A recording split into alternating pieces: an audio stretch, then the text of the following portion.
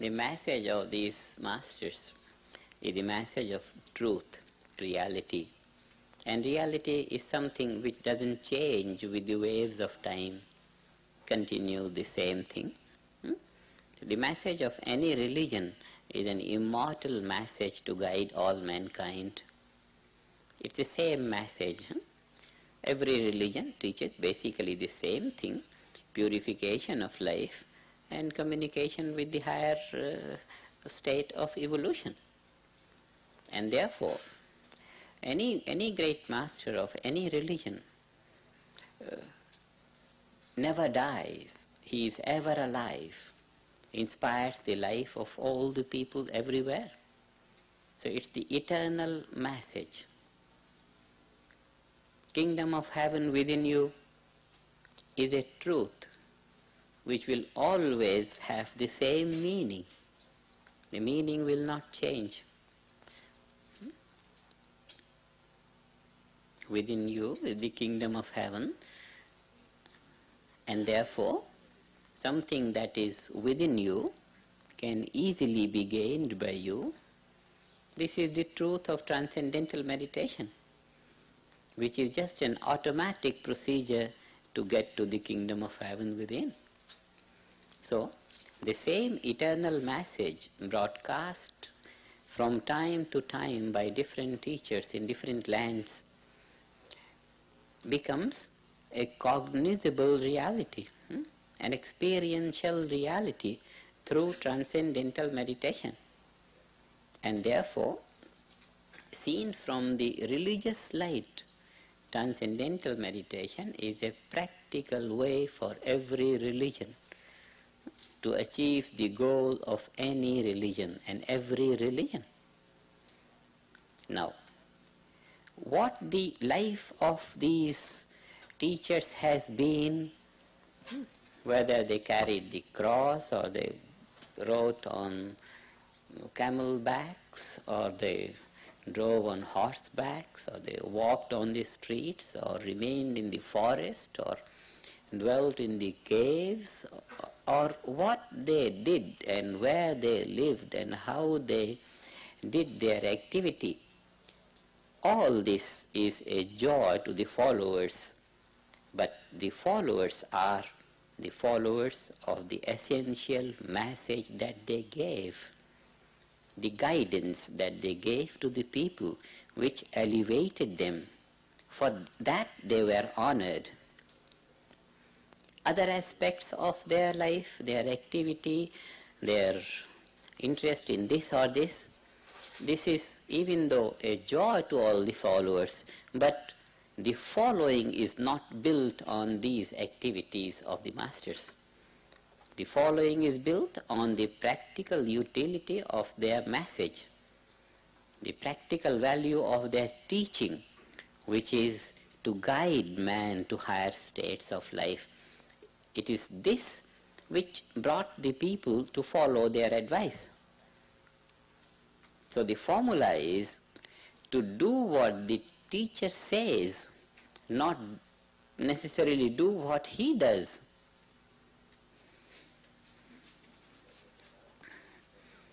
If Christ walked on fire or on water, he only did it so that people could follow his advice, not that they should also walk on water and drown.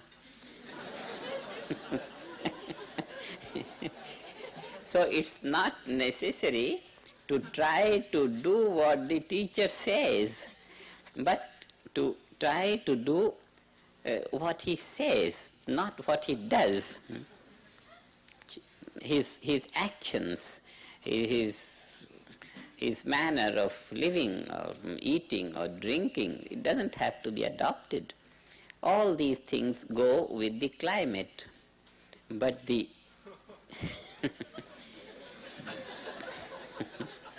habits of the masters go with the climate. What he wears and what he does here and there, what he eats and all. But all the people can't eat the same thing or do the same way, no. What is important is the message, the teaching. The teaching is most important, and it is that which is beneficial to follow. So the value of Christ is in giving that message, kingdom of heaven is within you. And then first ye seek the kingdom of God, and all else will be added unto thee. So every devout Christian has to be a man of God. He has to have that insight into life and should enjoy that heaven, that bliss consciousness, pure consciousness, which is deep within his mind, deep within his heart, deep within himself. That is the main thing, and this is what transcendental meditators experience in their life. As they start to dive deep within, they begin to feel better, and the stresses are less, and life becomes easier, and help thy neighbor becomes an instinct and an inspiration to everyone. One doesn't have to know from the teaching that help thy neighbor is a good thing. It becomes a habit. So, and in this way, one begins to live the religion. Living the religion is by developing pure consciousness. Religious life is life which is spontaneously lived. It's not a matter of thinking and doing good, but one is structured in doing good. Christianity is a good religion. Christ has been a great master. All this is good. But what is not good is suffering. No Christian should suffer because Christ has said, kingdom of heaven is within you. Every Christian should enjoy that bliss consciousness, that freedom which is the essential message of Christ. And it's not necessary to suffer. It's very, very important. No follower of Christ should suffer. There should not be any sect of Christianity which propagates suffering. It's not good to propagate suffering in the name of Christ.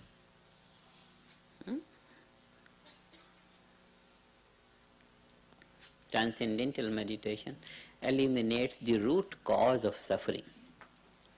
It eliminates the root cause of suffering, which is ignorance. Ignorance of one's own absolute nature, ignorance of one's own unbounded abilities. This ignorance should be rooted out, and this is rooted out when one takes one's awareness to that transcendental level through this practice of transcendental meditation.